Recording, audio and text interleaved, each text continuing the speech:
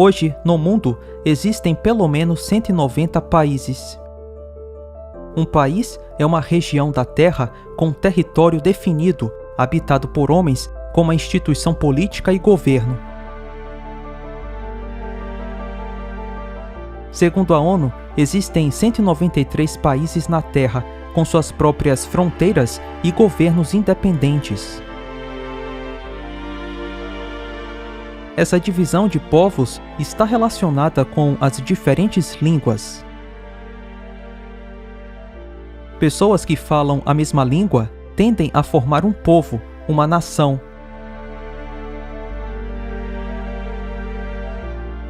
No mundo, existem mais de 7.000 idiomas. O idioma mais falado do mundo é o mandarim, em seguida o espanhol, inglês e hindi. A variedade de línguas no mundo é algo surpreendente. Uma das questões mais emblemáticas é: por que existem tantas línguas diferentes no mundo? Como elas surgiram? Onde e quando o homem começou a falar? Depois da publicação da Origem das Espécies, os evolucionistas tentaram responder essas perguntas. Eles disseram que símios começaram a fazer ruídos e grunhidos quando viam predadores.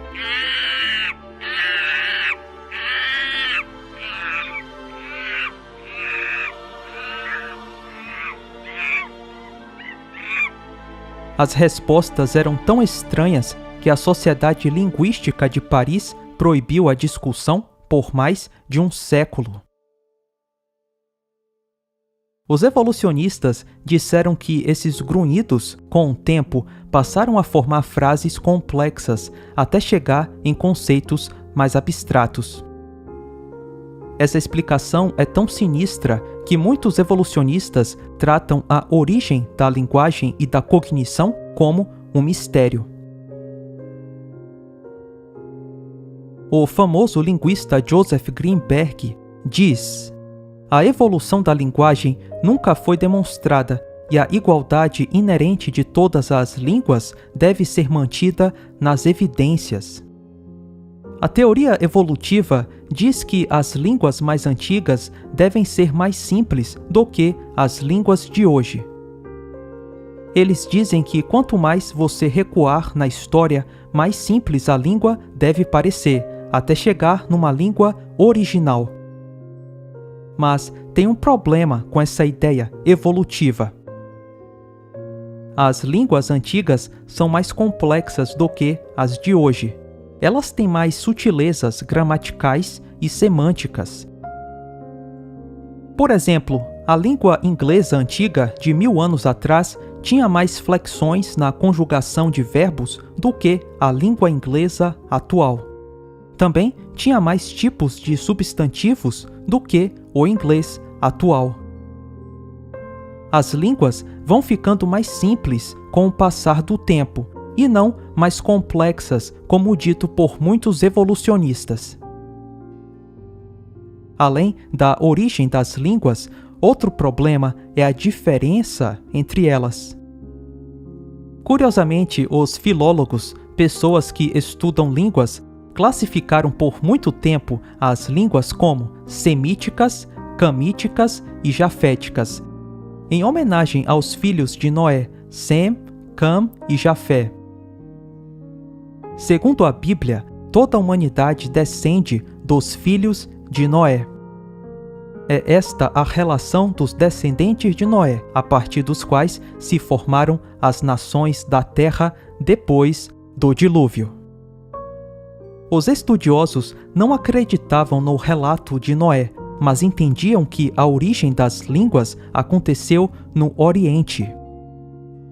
As línguas jaféticas se referem às línguas indo-europeias, como o latim.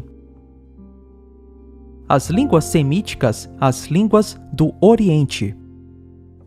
E as línguas camíticas, as línguas do Egito e da África. Todas essas línguas são bem diferentes entre si. Com o passar do tempo, essas três correntes de línguas se fragmentaram. Afinal, existem muitas línguas primitivas vindas do Oriente.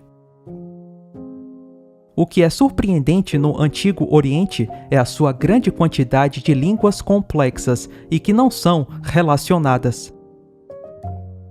Os filhos de Jafé, Cam e Sem se espalharam pela terra, cada um conforme a sua língua. São estes os filhos de Cam, segundo as suas famílias, segundo as suas línguas, em suas terras, em suas nações. Apesar dos descendentes de Jafé, Cam e Sem falarem as suas próprias línguas, penso eu que eles conseguiam entender um ao outro. Nessa época, a diferença entre as línguas deveria ser pequena, assim como a diferença entre o português de Portugal e o português do Brasil.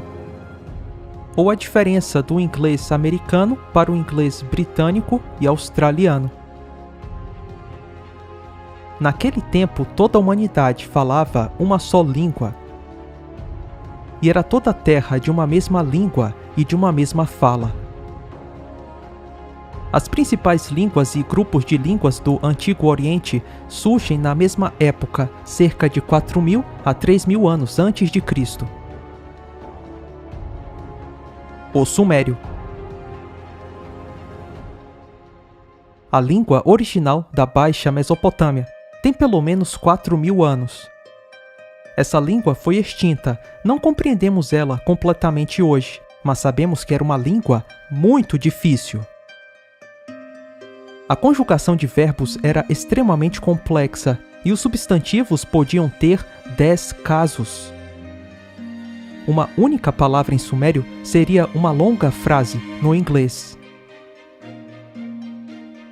A linguagem suméria destrói a hipótese evolucionista de que as línguas surgiram simples e foram ficando mais complexas com o tempo. Pelo contrário, nossa linguagem hoje é bem mais fácil do que a suméria. O egípcio. A língua dos tempos do faraó era altamente complexa, assim como a sua escrita hieroglífica. Dessa língua surge o copta, uma forma de língua egípcia, e surge também todas as línguas afro-asiáticas. Urartiano. É a língua dos hurritas que habitavam o reino Urartu há 4.000 anos antes de Cristo. Curiosamente, o Monte Ararat é localizado no antigo território dos hurritas.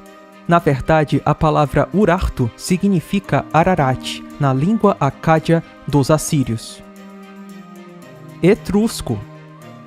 O etrusco foi um povo que viveu na Península Itálica antes dos romanos e que se estabeleceram lá durante o segundo milênio antes de Cristo. A língua dos etruscos é uma língua isolada. O etrusco utilizava uma variante do alfabeto grego, provavelmente absorvida através da língua dos fenícios. A Atita, a língua mais antiga da Anatólia. A Atita é uma língua isolada e sem nenhum parentesco com outra língua. A Atita é hoje uma língua morta. A Elamita, a língua oficial do Império Aquemênida, entre 600 e 400 anos antes de Cristo. Os registros mais recentes da língua elamita datam da conquista do Império Aquemênida por Alexandre o Grande. A elamita é hoje uma língua morta. Cassita. Os cassitas foram uma tribo do Antigo Oriente que controlaram a Babilônia, após a queda do Império Paleobabilônico, cerca de 1500 anos antes de Cristo. A linguagem dos cassitas é isolada, e os poucos textos cassitas que temos hoje não são muito bem entendidos. Arapeana. É uma língua desconhecida da Idade do Bronze. É uma língua extinta e não se sabe como surgiu. Essas línguas estão todas extintas. e elas não surgiram de uma língua ancestral que foi evoluindo com o tempo. Alguma coisa aconteceu no passado em que a humanidade presenciou uma explosão de línguas isoladas que não tinham parentesco entre si. Toda a variedade de línguas no Oriente Próximo surge praticamente ao mesmo tempo, na segunda metade do terceiro milênio antes de Cristo. Uma grande quantidade de povos antigos com línguas sem parentesco, o que gerou essa explosão na diversidade das línguas. Os linguistas que acreditam na evolução não sabem como essas línguas se originaram. Um renomado evolucionista escreve: um dos maiores mistérios da pré-história é como as pessoas em lugares amplamente separados desenvolveram espontaneamente e repentinamente a capacidade da linguagem quase ao mesmo tempo.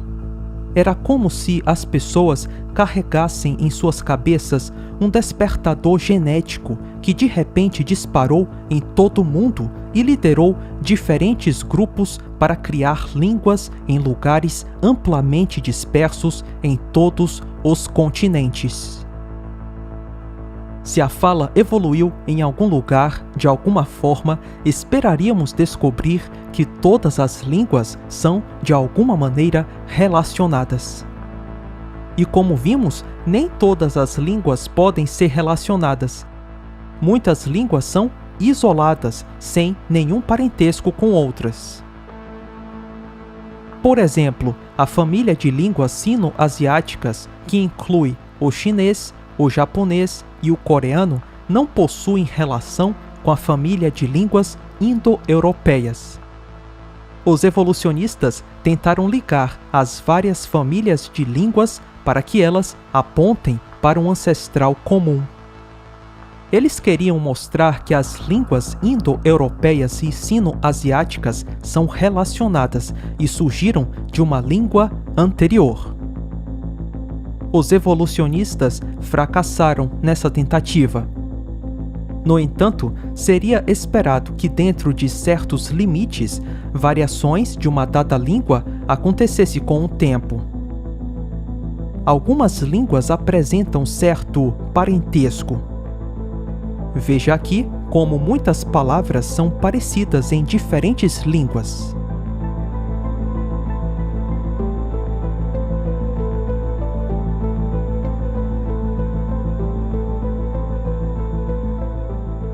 Enfim, existem evidências da relação entre certas línguas, não todas. Porém, línguas não surgem do nada e não evoluem do nada para um estado de complexidade. A mudança das línguas ao longo do tempo não é uma árvore, é um pomar.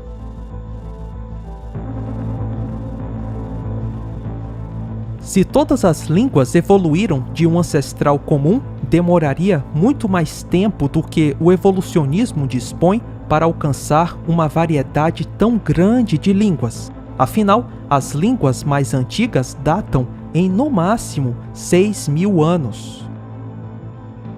No entanto, não precisamos de centenas de milhares de anos para explicar a origem das línguas que ouvimos hoje.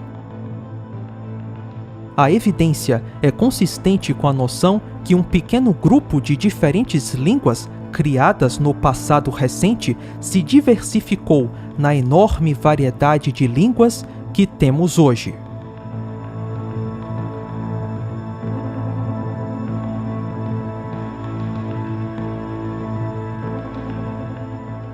Um ato repentino e sobrenatural de Deus criou uma grande variedade de línguas não relacionadas e altamente complexas. E todos têm uma mesma língua, e isto é o que começaram a fazer, e agora não haverá restrição para tudo o que eles intentarem fazer. Desçamos e confundamos ali a sua língua para que não entenda um a língua do outro. Assim, o Senhor os espalhou dali sobre a face de toda a terra, e cessaram de edificar a cidade.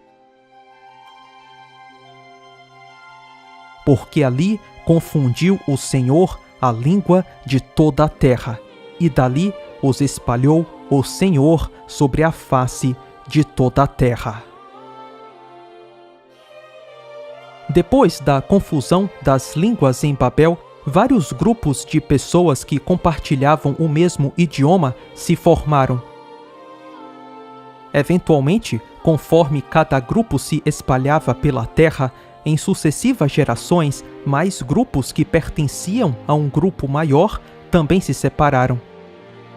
Assim, as línguas criadas por Deus em Babel sofreram variações dentro de um mesmo grupo. Isso explica por que muitas línguas hoje são parecidas e outras não. As línguas parecidas são aquelas que variaram dentro de um mesmo grupo de pessoas que se formou após a confusão na Torre de Babel.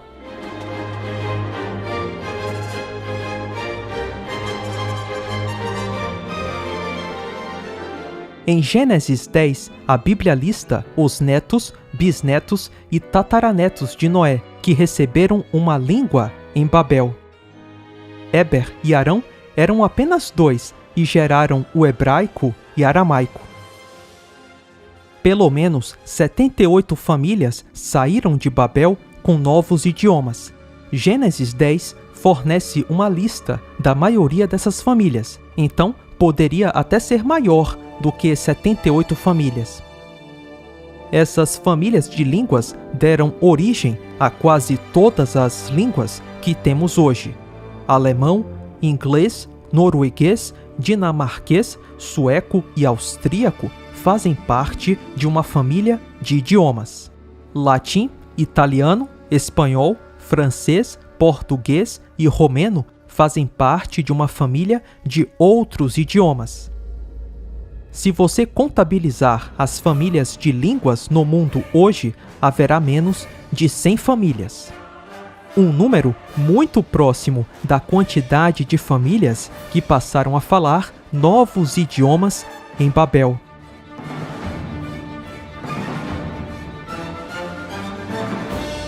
A Torre de Babel não é mito.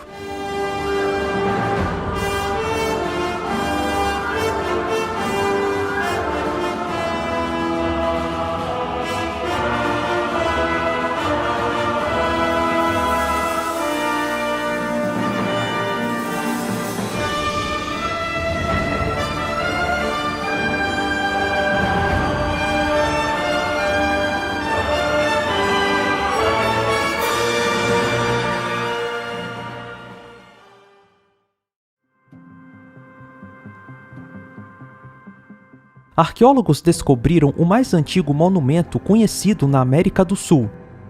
Está perto da cidade de Lima, no Peru. O monumento foi datado em cerca de 5.000 anos.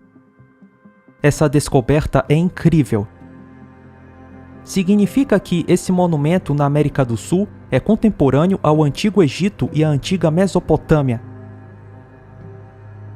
Ou seja, os nativos americanos tinham mesmo a capacidade de criar civilizações como do Egito Antigo e da Mesopotâmia, tipo a Babilônia. O monumento peruano revela que o surgimento das civilizações em várias partes do mundo se formou praticamente ao mesmo tempo. Civilizações no Oriente Médio e no sul da Ásia estavam surgindo ao mesmo tempo que uma civilização na América do Sul há cerca de 5.000 anos. Para arqueólogos que não acreditam em Babel, isso realmente é surpreendente. Mas, para quem acredita no relato bíblico, não é. Após a confusão das línguas na Torre de Babel, grupos de pessoas se espalharam por toda a terra. Essas pessoas sabiam como construir cidades, afinal, elas construíram a cidade de Babel. Assim, depois de Babel, Muitas civilizações começaram a surgir repentinamente em diversas partes do mundo. Já as pessoas que estavam em grupos que não construíram cidades ficavam dentro de cavernas. Esses indivíduos são chamados pelos evolucionistas de homem pré-histórico. Os homens pré-históricos eram, na verdade, apenas pessoas que viveram na Terra depois da confusão das línguas em Babel.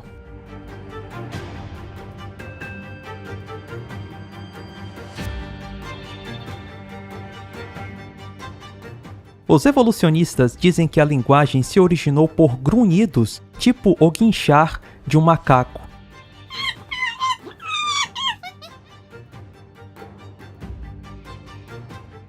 Essa explicação, porém, é patética.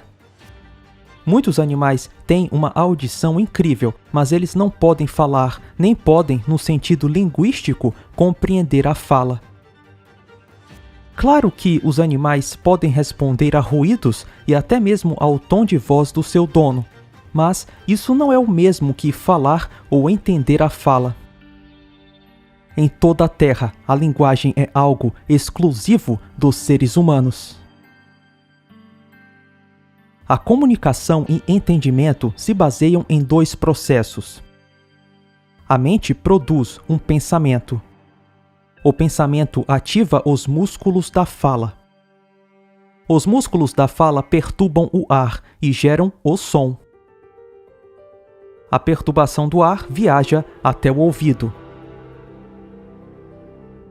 Os tímpanos do ouvido vibram e enviam sinais elétricos para o cérebro. Sua mente processa esses sinais e produz um pensamento. A comunicação, portanto, inclui eventos mentais, a cognição, eventos fisiológicos, cordas vocais, tímpanos, sinapses elétricas, eventos físicos, como a propagação do som. O ato de falar e entender o que o outro está falando é bem mais complexo do que parece. Para que a comunicação tenha evoluído de grunhidos e berros, todos esses processos teriam que surgir sincronizados, como em um milagre. A fala humana é uma evidência de design e não de evolução. Falar é um milagre, um presente de Deus. O renomado psicólogo George Miller, no livro A Psicologia da Comunicação, diz: falar e entender a linguagem não depende de ser inteligente ou ter um cérebro grande. Ela depende de ser humano. Uma criança adquire a linguagem de pais que não têm a menor ideia de como explicar isso a ela. Nenhum cronograma cuidadoso de recompensas para declarações corretas ou punições para declarações incorretas é necessário. O famoso linguista Noam Chomsky, que não era criacionista, tentou encontrar uma explicação para a linguagem. Ele concluiu se posicionando contra muitos de seus colegas, dizendo que a habilidade da linguagem é algo próprio do ser humano, como se os seres humanos tivessem sido projetados para falar. Com o milagre da criação corporal, Deus também deu a Adão um presente milagroso, a fala. Adão foi o primeiro homem a falar, e sua linguagem era completa. A linguagem é uma parte essencial da existência humana e nos diferencia de todos os outros animais. Somos capazes de expressar todos os tipos de ideias e sentimentos, além de falar sobre objetos materiais, e podemos discutir assuntos abstratos, bem como sobre coisas passadas, presentes e futuras. A linguagem é um milagre.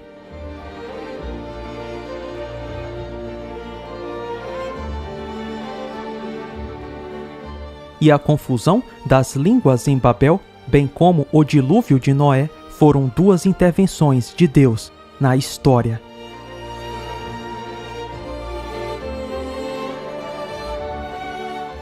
Depois do dilúvio, a Bíblia registra que Deus ordenou a Noé e a sua família que se multiplicassem e povoassem a terra. Em Gênesis, a Bíblia relata que o homem decidiu desobedecer à ordem de Deus de povoar a terra. Ao invés disso, eles resolveram estabelecer um complexo urbano gigantesco, Babel. A Torre de Babel foi construída para que a sociedade e o culto a deuses pagãos estivessem unidos em um único local. Deus então impõe diferentes línguas ao homem. Anteriormente, todos falavam o mesmo idioma. O propósito disso é explicado em Gênesis.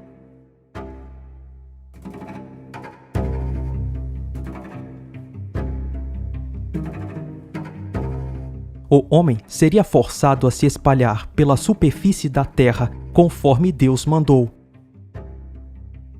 Até a época de Babel, uma vez que existia apenas uma língua, toda a humanidade formava uma cultura ou apenas um grupo de casamento. As variações entre seres humanos eram pequenas. Mas após a dispersão em Babel, as pequenas diferenças, tanto genéticas como culturais, começaram a ficar maiores. Tonalidades de pele, tipo de cabelo, cor dos olhos, é uma regra genética básica. Cada grupo vivia em ambientes diferentes e as pressões genéticas eram diferentes. Pele com mais melanina para se proteger do sol, já outros com pele com menos melanina, pois viviam em lugares frios com pouco sol.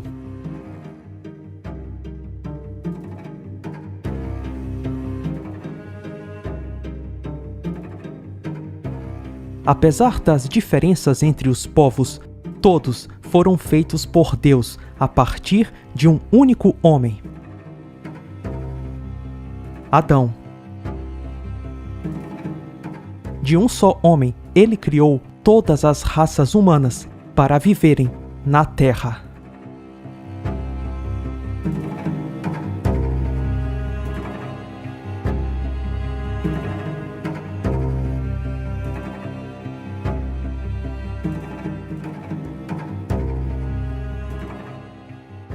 Foi encontrado um artefato arqueológico chamado Estela, com uma imagem de Nabucodonosor II de pelo menos 2.500 anos.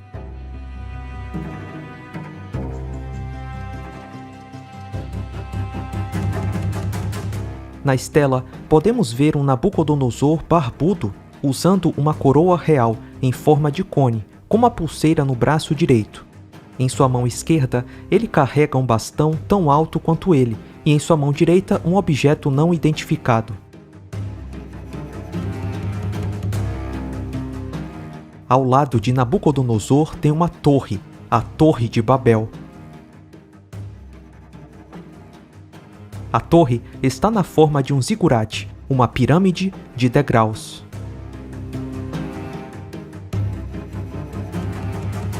Além disso, existe um escrito na estela que diz: Etemenach Zigurat Babili, a casa, a fundação do céu e da terra, Zigurat em Babilônia.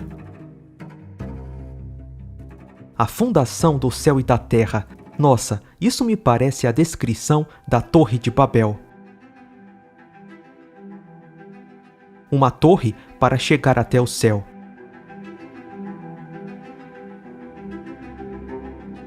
Mas calma, tem mais coisa escrita nessa estela. Nabucodonosor, rei da Babilônia sou. Para completar o Etemenach, eu mobilizei todos os países, cada e todo governante que foi elevado à prominência sobre todas as pessoas do mundo, amado por Marduk. Só uma observação, Marduk era um dos demônios da Babilônia. Continuando.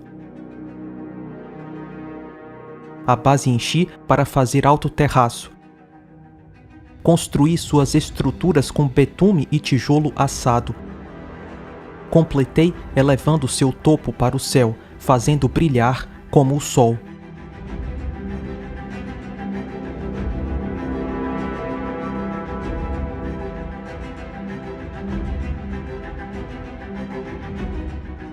O texto menciona Nabucodonosor mobilizando forças de trabalho em todo o mundo para completar o zigurate. Ele também menciona que usou betume e tijolos. No relato bíblico da Torre de Babel, muitas pessoas se reuniram para construí-la e também foi usado betume e tijolos. Disseram: "Vinde, edifiquemos para nós uma cidade e uma torre cujo topo chegue até os céus. E tornemo-nos célebre o nosso nome, para que não sejamos espalhados por toda a terra." Incrível, não? Nabucodonosor II construiu novamente a Torre de Babel.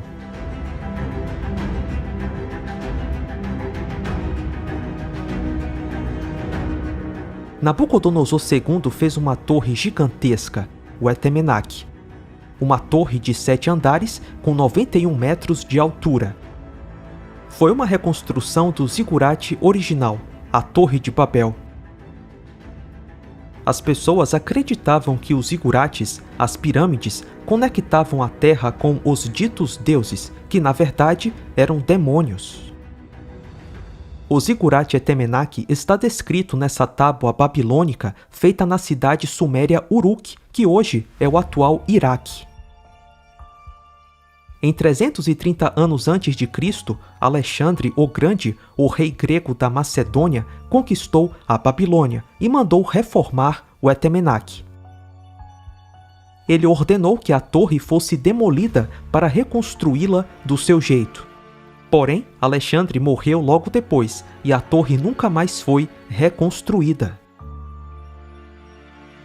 Por volta de 440 anos antes de Cristo, o historiador grego Heródoto afirmou ter visto uma grande torre, que provavelmente era o Etemenac. No centro desse recinto sagrado foi construída uma torre quadrada maciça com 200 metros de lado. Por cima dessa torre ergue-se outra, e sobre essa segunda outra, e assim sucessivamente até completar 8. O acesso ao cimo das torres é feito por uma escadaria exterior em caracol, com um local de descanso a meio, com cadeiras para repouso, onde aqueles que sobem e descem se sentam e descansam. Na última torre há um grande santuário, e nele encontra-se um grande e bem guarnecido leito, com uma mesa de ouro a seu lado.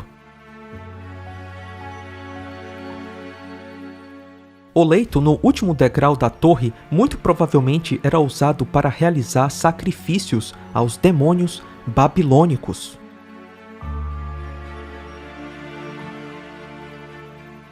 Essa prática de sacrifícios está sistematicamente associada com zigurates espalhados por todo o mundo. Essa prática de sacrifícios numa alta torre pode ter sido uma herança de Babel.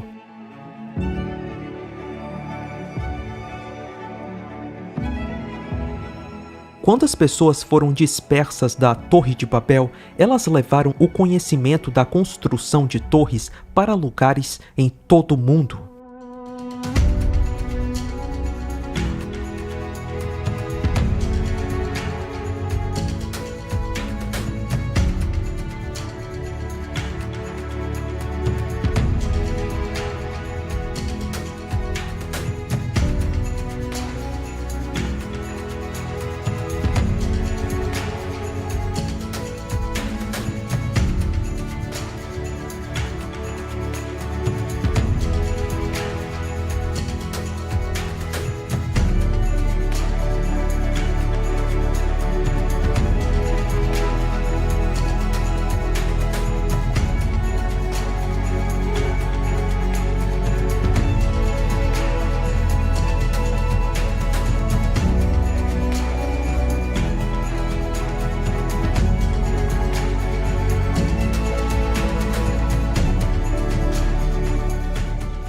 Zigurates, pirâmides, foram encontrados em muitas regiões diferentes, da Mesopotâmia ao Egito e até na América do Sul.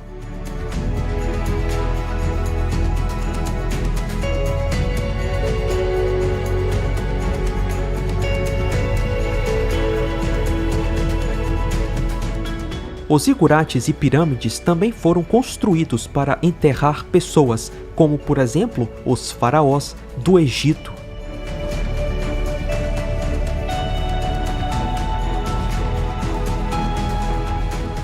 As pirâmides do Egito e os grandes templos maias refletem a Torre de Babel original.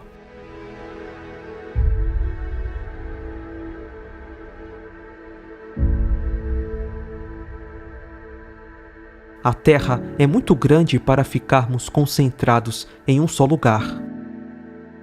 Com o mundo globalizado, onde muitos se entendem e falam a mesma língua, a implementação de algo semelhante à Torre de Babel contra Deus se torna possível. Se as línguas fossem confundidas novamente, a humanidade mais uma vez ficaria confusa e separada. E provavelmente isso seria bom. O que está removendo nossa liberdade é exatamente o mundo globalizado, que obedece a organizações mundiais.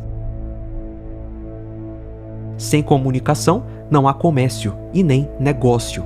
Cada um ia para seu canto. Não haveria condições para implementar nenhum projeto global. E todos têm uma mesma língua. E isto é o que começaram a fazer, e agora não haverá restrição para tudo o que eles intentarem fazer. Com muitas línguas novas e diferentes, a humanidade se dispersaria em pequenos grupos. Não haveria mais superpotência. A humanidade seria, mais uma vez, feita por pequenos grupos de indivíduos que se entendem. Assim, o Senhor os espalhou dali sobre a face de toda a terra, e cessaram de edificar a cidade. A Torre de Babel é uma lembrança do que está acontecendo agora no mundo. A globalização. Em toda parte do mundo, a humanidade fala uma língua universal e participa do esforço de construir uma nova torre. Essa nova torre é a submissão das nações a um sistema internacional de controle nunca antes visto.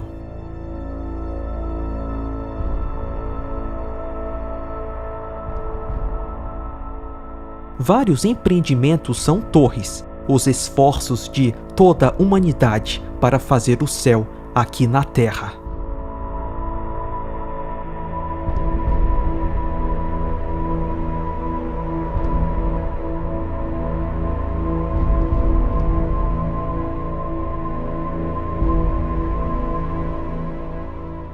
Assim como a Torre de Babel, o grande sistema não será confundido pelo homem. A torre já está tão alta que o homem, eu e você, não temos mais a capacidade de derrubá-la pela força do nosso braço.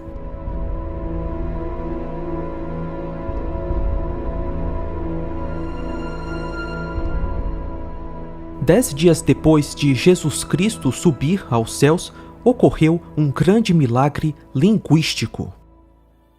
E todos foram cheios do Espírito Santo e começaram a falar noutras línguas, conforme o Espírito Santo lhes concedia que falassem. E quando aquele som ocorreu, ajuntou-se uma multidão e estava confusa, porque cada um ouvia falar na sua própria língua. Assim como em Babel, Deus faz uma intervenção na história. Ele deu poder às pessoas que iriam espalhar o Evangelho pelo mundo. E todos pasmavam e se maravilhavam, dizendo uns aos outros: pois que não são galileus todos esses homens que estão falando? Como, pois, os ouvimos cada um na nossa própria língua em que somos nascidos? Em Babel, os homens se dividiram pela língua. Mas, nos dias dos apóstolos, milhares de pessoas de diferentes línguas estavam unidas, ouvindo a pregação do Evangelho.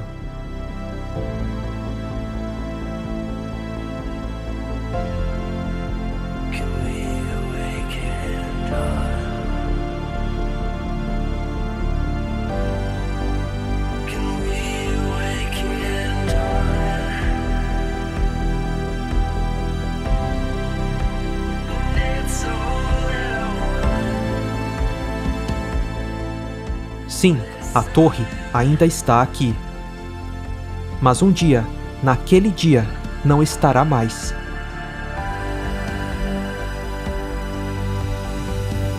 Cedo ou mais tarde, ela vai cair.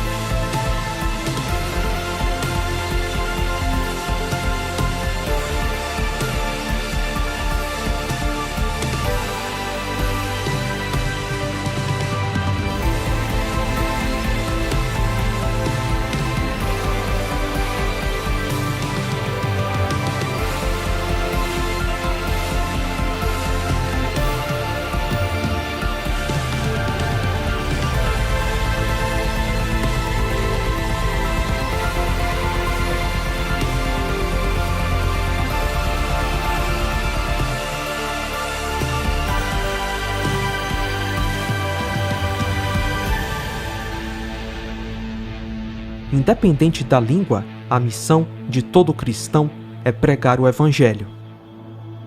E disse-lhes: Ide por todo o mundo, pregai o Evangelho a toda criatura.